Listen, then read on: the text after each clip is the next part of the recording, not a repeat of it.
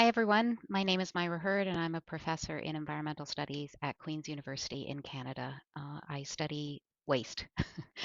I just want to provide a little bit of a context for the really interesting and provocative work that Mickey Renders and Hilary Predko are currently undertaking as part of their graduate studies, and it is my privilege to supervise them. The subject or the geography of their research takes place in Nunavut, Canada, and Nunavut represents the largest territory in Canada, and it also represents the largest Indigenous territory in the world. Nunavut is also uh, has a big mythology in Canada, a big discourse in Canada, if not the world, around the true North, strong and free. It is a part of the Arctic, which is in many people's minds. This pristine landscape of beauty and wilderness and polar bears, etc.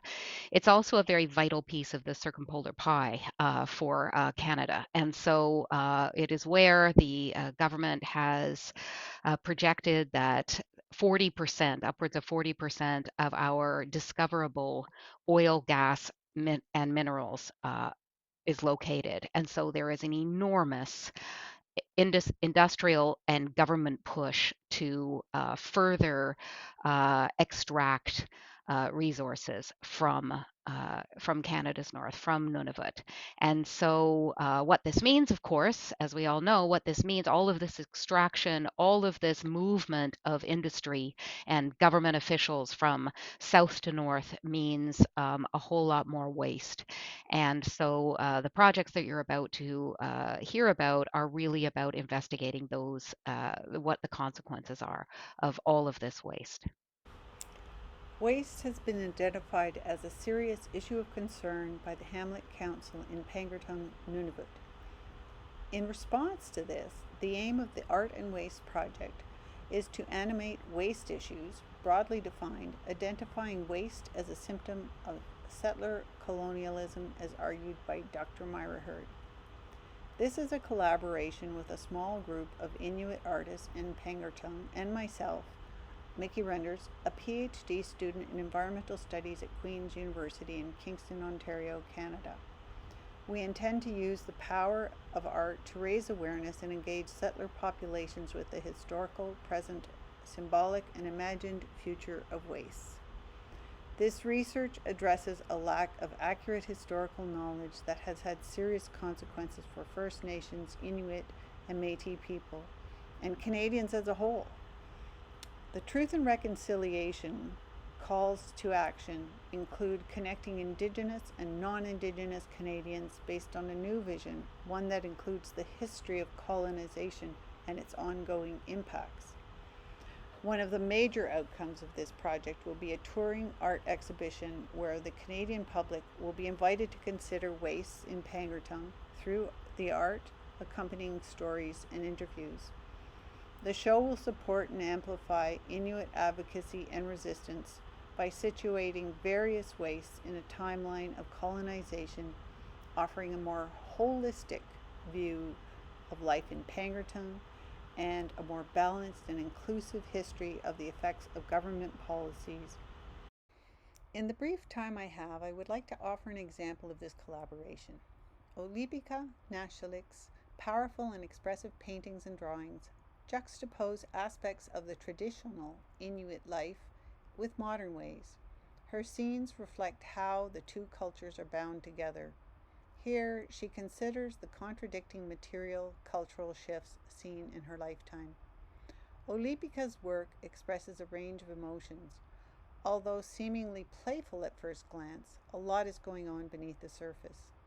As with many contemporary Inuit artists, her art is a byproduct of outside influences on Inuit culture and is best understood in a historical and geopolitical context, much like the theme of waste she animates in her work.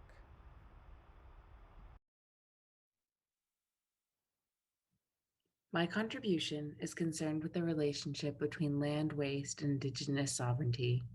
With this embroidered map, titled Relationship to the Land Use Planning Provisions, I take seriously Donna Haraway's provocation, both materially and rhetorically. It matters what knots not knots, what thoughts think thoughts. It matters what worlds make worlds, what worlds make stories. This piece, rendered in thousands of knots tied over the course of 10 months, questions the world making practices of the Canadian government, practices that have extracted resources and left waste and toxicity as a legacy.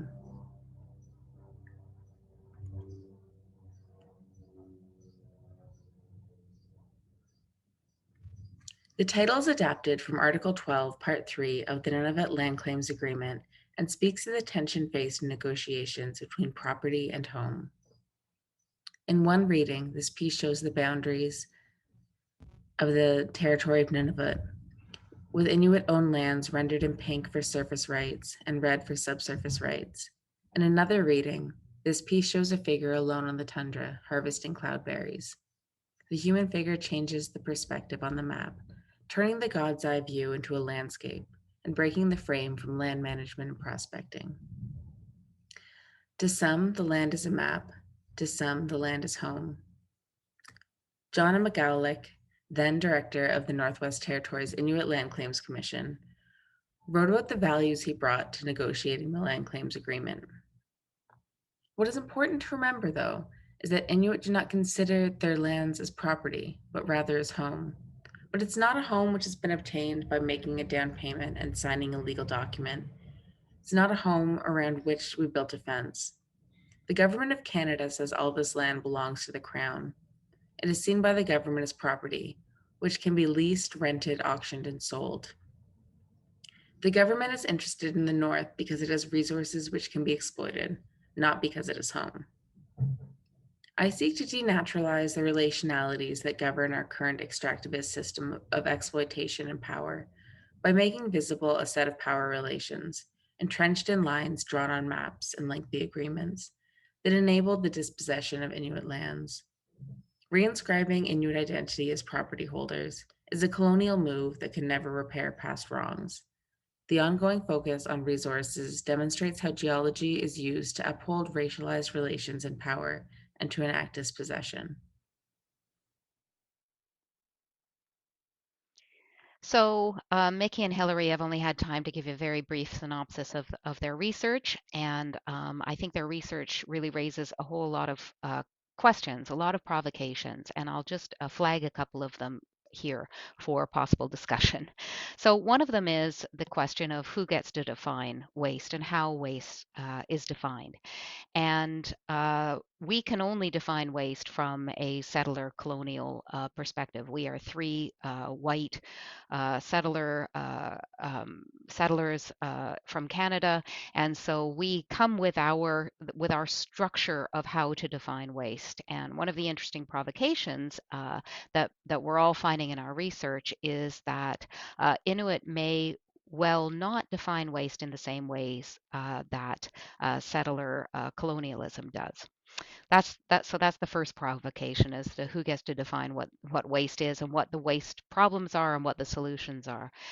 And the second provocation that flows from this first provocation is who then takes responsibility for that waste. So the situation in Nunavut is that the Canadian federal government has recognized Nunavut as its own territory, and therefore Nunavut is responsible for the waste on its territory, even though a lot of this waste well precedes the um, the Nunavut as its own territory. So who gets to define the waste, and then who bears responsibility for resolving the myriad waste issues in the north, and this obviously can be generalized to who gets to define the waste issues and who gets to define what the solutions are in any colonized territory, whether we're talking about Nouvelle Caledonie or whether we're talking about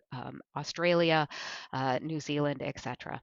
So those are a couple of provocations that we are certainly investigating in our studies. Thank you.